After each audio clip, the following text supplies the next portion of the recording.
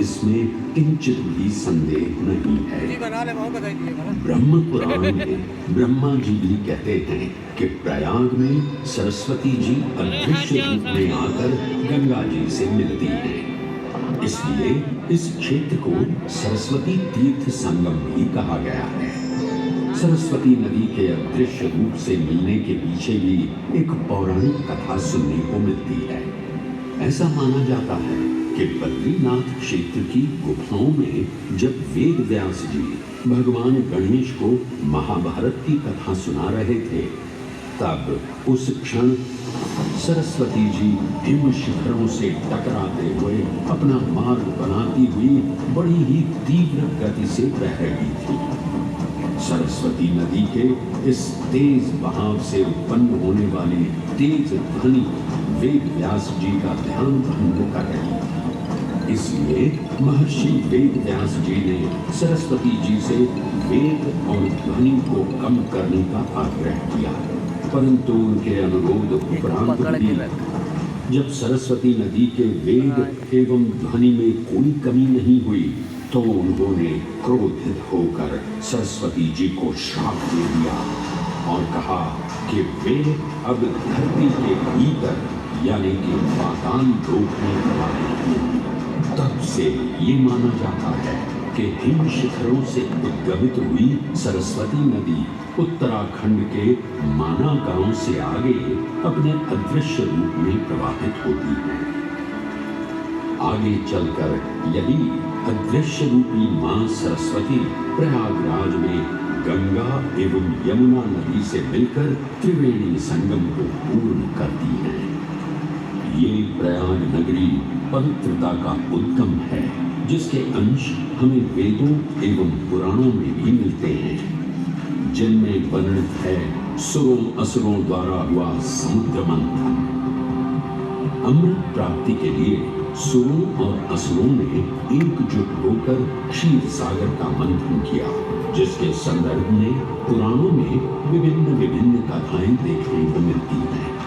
उन्हीं कथाओं में एक कथा महर्षि दुर्वासा और इंद्रदेव से संबंधित है। इस कथा के अनुसार ऋषि दुर्वासा ने इंद्रदेव से प्रसन्न हो उन्हें पारिजात पुष्पों की एक दिव्य माला भेंट की, जिसे इंद्रदेव ने साधारण पुष्पों की माला समझ स्वयं धारण न कर उसे अपने वाहक गजराज ऐरावत के मस्तक पर रख दिया। पल भर में गजराज ने वो माला धरा पर गिरा उसे अपने पैरों तले रौंद दिया। ऋषि दुर्वासा से ये अपमान सहन न हुआ और उसी क्षण क्रोधित हो उन्होंने इंद्रदेव को श्राप दे दिया। ए अहंकारी इंद्र, तेरा इतना दुस्साहस कि तूने मेरा अपमान किया। जिस वैभव एवं शौर्य पर तू इतरा रहा है, क्षण भर में ही तेरा ये वैभव, प्रतिष्ठा, शक्तियां सब नष्ट हो जाएंगी। मैं अत्रि पुत्र दुर्वासा समस्त देवगणों को श्रीहीन होने का श्राप देता हूं।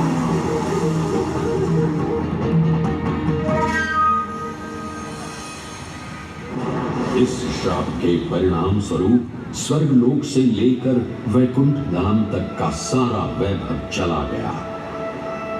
जहां स्वर्गलोक में सभी देवता अपना वैभव एवं शक्तियां खो चुके थे, वहीं वैकुंठ धाम में मां लक्ष्मी भी क्षीर सागर की गहराइयों में चली गई।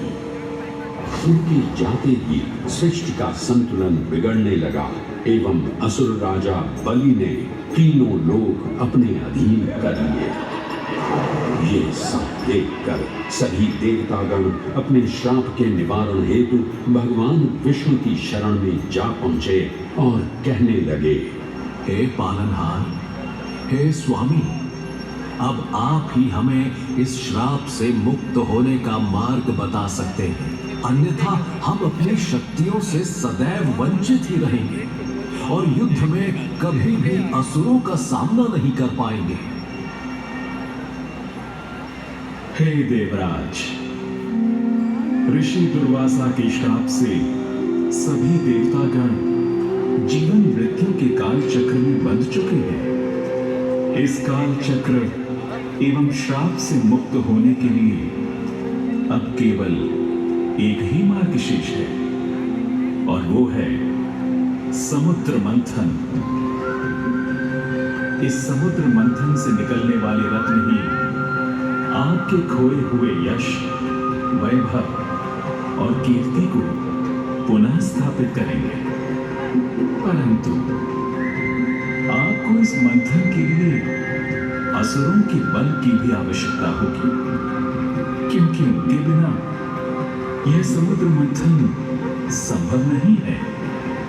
जैसी आपकी आज्ञा प्रभु। हम असुरों के साथ समुद्र मंथन करने के लिए तैयार हैं। देवताओं और असुरों ने एक मत होकर क्षीर सागर का मंथन करना स्वीकार किया। जहां मंदार पर्वत मथनी के रूप में आए तो वहीं वासुकी नाग को नेति की भूमिका मिली। भगवान विष्णु ने स्वयं कुर्म अवतार धारण कर मंदार पर्वत को उसका आधार प्रदान किया।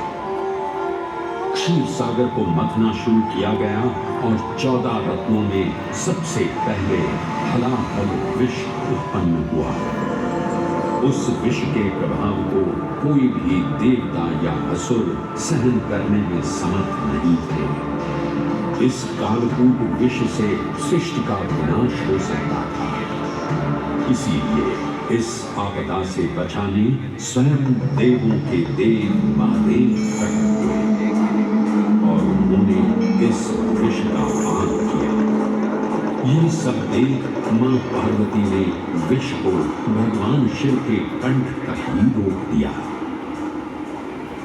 इस कालकूट विष के प्रभाव से महादेव का कंठ नीला पड़ गया और तभी से उन्हें नीलकंठ के नाम से भी जाना जाने लगा।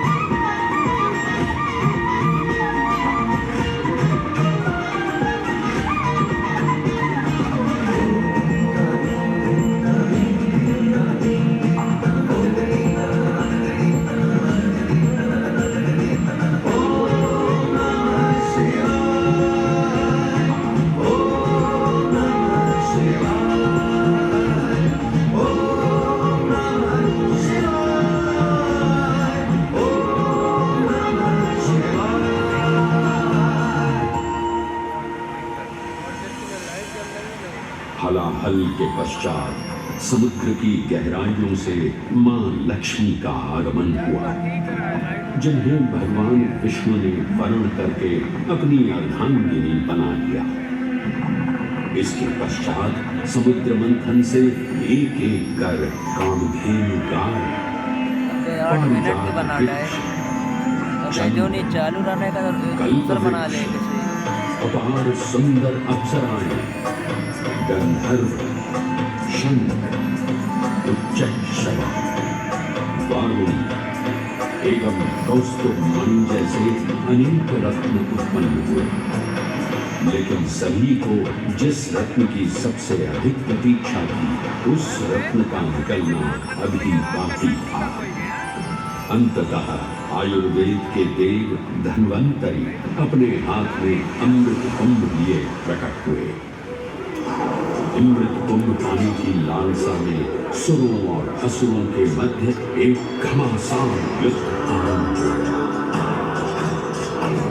इसी युद्ध के दौरान स्वरभानु नाम का एक असुर अमृत कुंभ को अपने अधीन कर पाताल लोक की ओर चल दिया। अमृत कलश को वापस पाने हेतु देवतागण अपने आराध्य भगवान विष्णु का स्मरण करने लगे। तदोपरांत भगवान विष्णु एक सुंदर अप्सरा मोहिनी का रूप धारण कर पाताल में पहुंचे, जिसे देख सभी असुर सम्मोहित होने लगे।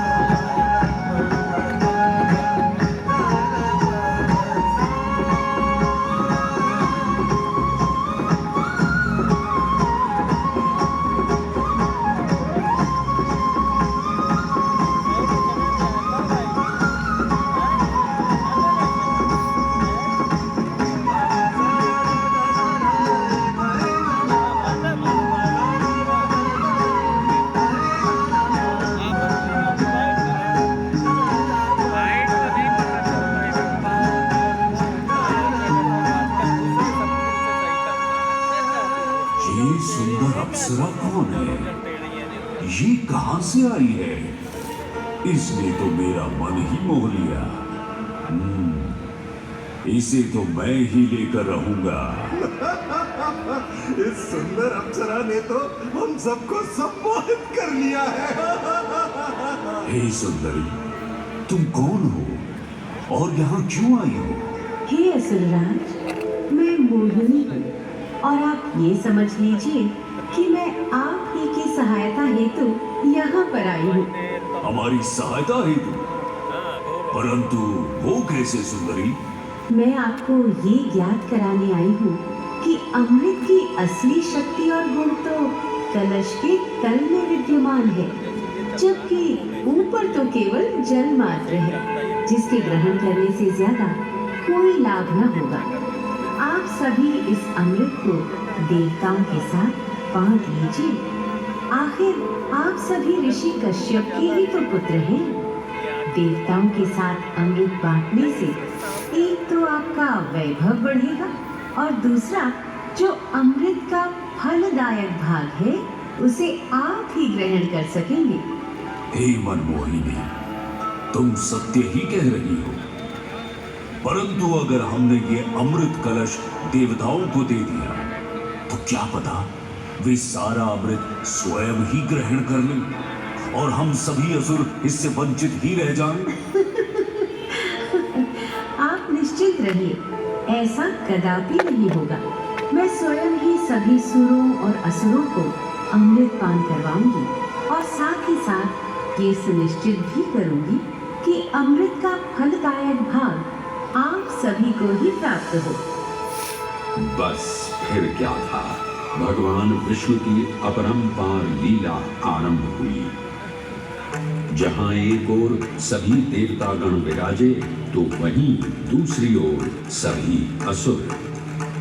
मोहिनी रूप धारण भगवान विष्णु एक एक कर सभी देवताओं को अमृत पान करवाने लगे, जिससे वे पुनः अपनी शक्तियां प्राप्त कर सके।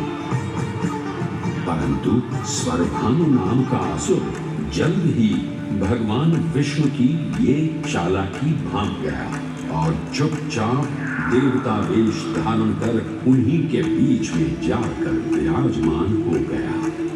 तब जैसे ही मोहिनी स्वरभानु को अमृतपान कराने हेतु अग्रसर हुई, ठीक उसी क्षण सूर्य एवं चंद्रमा स्वरभानु का असली रूप पहचान गए। ये ज्ञात होते ही भगवान विष्णु अपने मूल रूप में परिवर्तित हो गए और अपने सुदर्शन चक्र से स्वरभानु का सिर धड़ से अलग करने लगे। तब तक अमृत की 2 बूंदें स्वरभानु के कंठ से उतर चुकी थी, जिसके चलते वो अमरत्व प्राप्त कर चुका था। इस तरह स्वरभानु के कटे हुए सिर के भाग को राहु का नाम मिला और धड़ को केतु के नाम से जाना जाने लगा। माना जाता है कि प्रतिशोध की ज्वाला में ज्वलित राहु एवं केतु सूर्य एवं चंद्रमा पर ग्रहण लगाते हैं। इस प्रकार सूर्य और चंद्र पर ग्रहण लगना राहु और केतु का प्रतिशोध माना जाता है। भगवान विष्णु की ये लीला देख सभी असुर अचंभित हो उठे। इससे पहले कि वे कोई प्रतिक्रिया दे पाते, भगवान विष्णु के वाहन पक्षीराज गरुड़ ने शीघ्रता से अमृत कलश को उठा लिया और अपने साथ लेकर स्वर्गलोक की ओर उड़ चले। कहते हैं पक्षीराज की इस यात्रा के दौरान पृथ्वी पर 4 जगह अमृत की कुछ बूंदें छलक कर गिर पड़ी थी और इन बूंदों से उन नगरों की नदियों के पानी में अमृत जैसे गुण आ गए थे। वे 4 स्थान हरिद्वार, प्रयाग, उज्जैन एवं नासिक है और यही कारण है कि इन 4 नगरों में कुंभ का पर्व मनाया जाता है। ऐसी भी मान्यता है कि एक दिव्य दिवस एक सांसारिक वर्ष के बराबर होता है और पक्षीराज गरुड़ की यात्रा में 12 दिन लगे थे। इसीलिए हर 12वें वर्ष में कुंभ पर्व मनाया जाता है।